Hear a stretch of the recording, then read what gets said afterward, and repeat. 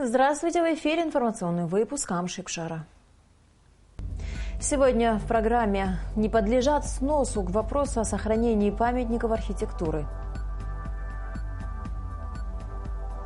Предприниматели против НДС, митинг у здания парламента.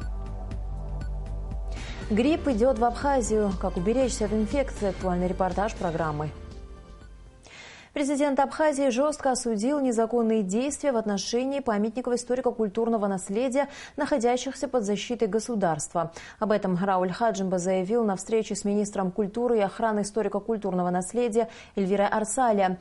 Речь на встрече шла о факте сноса здания по улице Пушкина в Гудауте, являющегося памятником историко-культурного наследия. Рауль Хаджимба сообщил, что им были даны соответствующие поручения Генеральной прокуратуре. Также глава государства поручил подготовить в ближайшее время совещание с главами администрации городов и районов республики для усиления их координации деятельности по охране объектов историко-культурного наследия. И сегодня же в Министерстве культуры состоялся брифинг. Министр Эльвира Арсали и ее заместитель Батал Кубахия выразили свое возмущение фактом сноса исторического здания в Гудауте и рассказали журналистам о мерах, которые министерство намерено предпринять, чтобы исключить подобное в дальнейшем. В центре города Гудаута был разрушен памятник архитектуры. Без согласия, без уведомления местных органов, профильного министерства разрушен памятник за один день. Мы хотим выразить свое возмущение. Это акт вандализма, уничтожения памятников и разрушения архитектурной исторической среды города. Мы обратились с письмом в прокуратуру для того, чтобы по этому факту возбудили уголовное дело. Хочется сказать еще о том, что сегодня утром мы встретились с президентом, доложили ему о том, что произошло 15 января в Гудауте, разрушен был памятник, и выступили с инициативой собрать всех глав администрации для того, чтобы скоординировать работу местных органов и нашего министерства, потому что в Абхазии более 2500 памятников. И, конечно, мы хотим призвать всех, к тому, чтобы жители наших городов, работники местных органов, общественные организации, здесь на самом деле очень важна гражданская позиция, потому что тот отрицательный общественный резонанс, который возникает в этом случае, на самом деле он нам необходим. Иногда штрафы и санкции, они настолько символичны, что не являются существенной преградой для того, чтобы разрушать эти объекты. Мало того, что этот дом находится на улице Пушкина, но это еще и улица Яйра, 43. Вот это символическое название этой улицы, на углу которой он находится, совершен героический поступок. Снесен уникальный памятник архитектуры начала 20 века. Когда без 15:06 позвонил мне наш представитель Батал Гунба из Гудаута и сообщил, что разрушается объект. Без 15:06 я говорил с человеком, который, собственно, и разрушал объект. Я ему по телефону сказал немедленно прекратить. Он, конечно, прекратил, но к тому времени уже бессмысленно было что-либо прекращать. Дом был снесен. Утром в субботу мы поехали туда. Поехали с командой архитектора. Когда я спросил, почему вы сносите дом, мне был дан такой ответ. На доме нет охранной таблицы. Мне жилищно-коммунальное хозяйство при регистрации сделки по переходу собственности из одних рук в другие не сказала ему, что он является памятником архитектуры. Самое печальное, что многие государственные органы, многие собственники не хотят или не могут читать закон о историко-культурном наследии, в соответствии с которой статья 5, пункт последний, гласит, что в предварительном списку охраняемых объектов историко-культурного наследия применяются все статьи данного закона. И этот реестр был. Тем временем администрация Гудаутского района по мере возможности пытается сохранить другой памятник архитектуры. Старинное здание с башенными часами. Помимо всего, здание является визитной карточкой Гудауты. Но сегодня оно в плачевном состоянии. Раньше в нем располагалась универмага, сегодня объект находится в аренде. Амра Амичба продолжит тему. Здание с башенными часами-курантами на центральной улице Гудауты на проспекте Героев – визитная карточка города. Сегодня оно арендуется. Однако владелец не предпринимает никаких шагов к восстановлению объекта, построенного в 1909 году и занесенного в реестр памятников архитектуры. Администрация города в целях сохранения памятника историко-культурного наследия планирует установить кровлю во избежание дальнейшего разрушения здания. Пока специалисты приступили к ремонту башенных часов. Многие годы памятникам архитектуры в Гудауте не оказывалось должного внимания, из-за чего крыши и фасады постепенно пришли в негодность. Поэтому, чтобы это все как-то сохранить, мы решили исследовать все крыши, фасады, вообще состояние всех этих зданий. И начали вот с универмага Гунда, это бывшая гостиница «Империал». Мы вызвали специалистов, как я сказал, по оценке вот этих всех зданий, которые находятся сейчас в центре города, чтобы их привести и фасады, и крыши в надлежащее состояние. Всего в Гудауте 80 объектов, представляющих историко-культурную ценность. На проспекте Героев сконцентрировано около десятка зданий. Именно здесь и находился дом купца Качикяна, разрушенный собственником несколько дней назад. Благодаря вот сейчас Министерству культуры составлен реестр. Вы знаете, что президент 29 декабря подписал список архитектурных памятников, которые необходимо сохранить. На днях у нас был разрушен памятник архитектуры. Вот, это очень больно отразилось на всех нас. Сейчас занимается этим делом прокуратура района.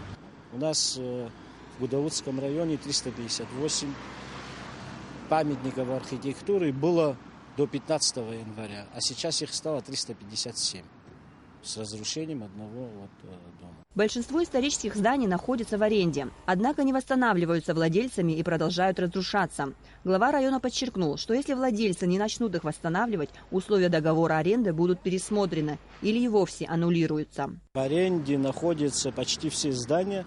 Мы сейчас будем вызывать арендаторов, разговаривать с каждым. Если кто не выполняет условия арендного договора, будем расторгать договора и сами будем заниматься восстановлением этих домов. Проект администрации района по реставрации фасадов и крыш направлен на сохранение исторического облика Гудауты. А после ремонта башенных часов бой курантов будет вновь разноситься по улицам Гудауты. Амра Амичба, Эльдар Дамиров, Абхазское телевидение. Тему сохранения памятников архитектуры мы продолжим в среду в прямом эфире Абхазского телевидения. Продолжаем выпуск. Представители малого бизнеса сегодня вышли на митинг у здания парламента с требованием полной отмены новой поправки к закону об НДС. Большинство собравшихся – это малые и средние предприниматели, ввозящие в Абхазию и торгующие товарами, которые не вошли в список товаров, не облагаемых ввозным НДС. Предприниматели делегировали 5 представителей к спикеру Народного собрания Валерию Бганба для дальнейшего обсуждения вопроса.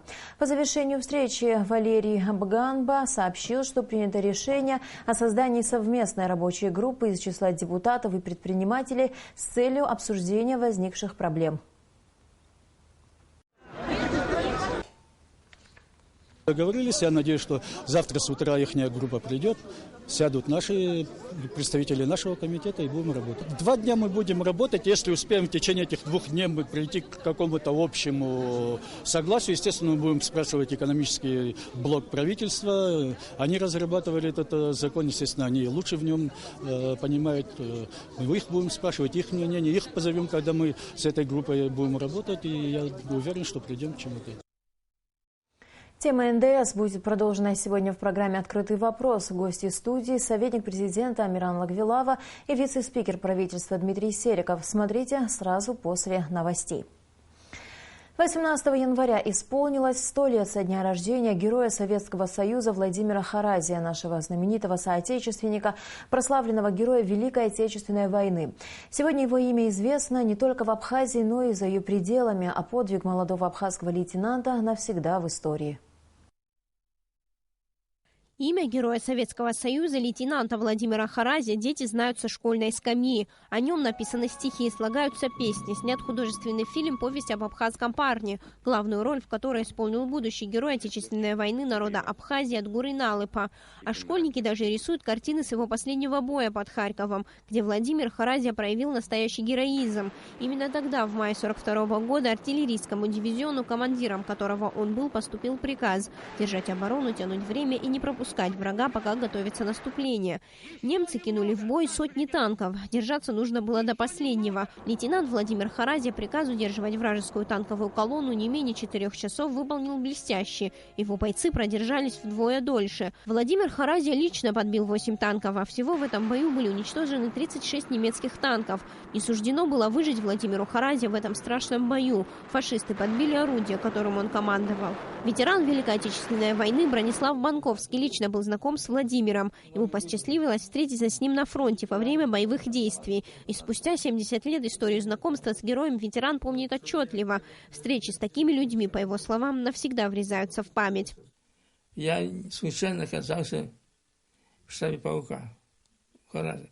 И оказывается, с моего батальона, 3-й батальон Калоева, просят: дай нам «Катюшу» одну, минометы, чтобы впереди нас все здесь красным. Харазия говорит: это же вену, ее разрушать нельзя. Владимир Харазия похоронен в селе Веселое под Харьковом. Его родные почти каждый год приезжают на могилу. Высокое звание Герой Советского Союза Владимир получил посмертно. Он также был награжден орденами Ленина и Красной Звезды. Но награды нашли героя совсем недавно. Лишь несколько лет назад их передали родственникам, а те, в свою очередь, решили отдать их в музей. Они говорят: звезда героя, как и его подвиг, принадлежит всему народу. Сария Смыр, Абхазское телевидение. Сегодня в нашей программе художественный фильм «Повесть об абхазском парне», снятый в 1977 году и посвященный подвигу героя Советского Союза Владимира Харазия. В России еще в 2009 году зафиксированы первые случаи заболевания вирусом H1N1, так называемым свиным гриппом. Недавно инфекцию обнаружили в приграничном с Абхазией Краснодарском крае. Несколько человек госпитализированы, были даже случаи летального исхода. Зафиксированы ли случаи опасной инфекции в Абхазии и как уберечь себя от нее, выясняла наша съемочная группа. Репортаж Налы Мукба.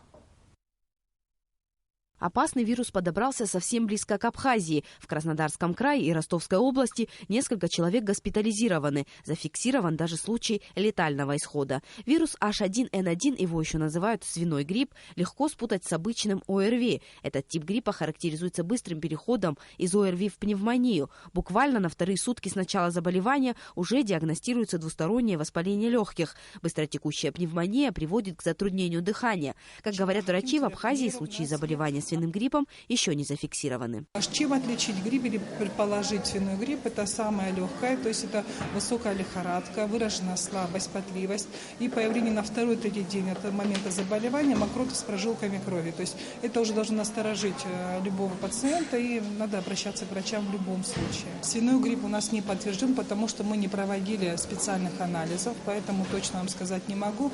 Но клинически можно сказать, что у нас есть пациенты с тяжелыми поствирусными осложнениями, постгриппозными. Это тяжелые пневмонии были. К счастью, кризис у пациентов прошел, они пошли уже на поправку. Поводов для тревоги нет и в республиканской детской больнице. Увеличение количества больных в эти дни не превышает средних сезонных показателей. И речь идет об обычных заболеваниях.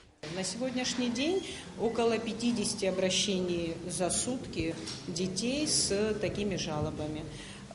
Но Пневмонии достаточно много встречается. Это сезонное обострение, но не эпидемия, не вспышка. Профилактика есть. Это, во-первых, прививки, которыми занимается наша поликлиника.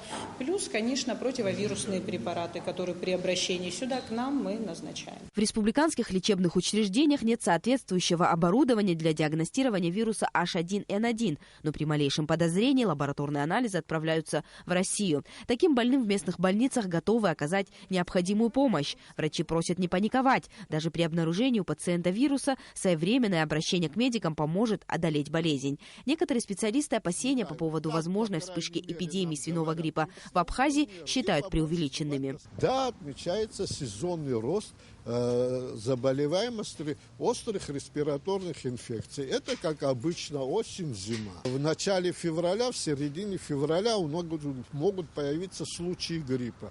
Ну, что касается свиного гриппа, я пока о нем ничего говорить не могу, потому что у нас его нет.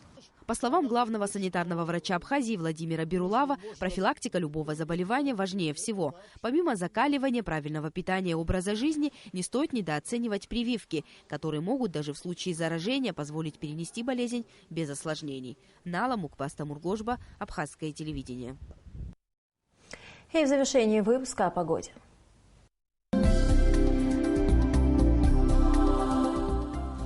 По сообщению гидрометеослужбы, завтра в Абхазии на побережье будет облачно, в предгорьях ливневый дождь, с грозой, в горах снег. Температура воздуха ночью 4,6, днем 9-11 градусов.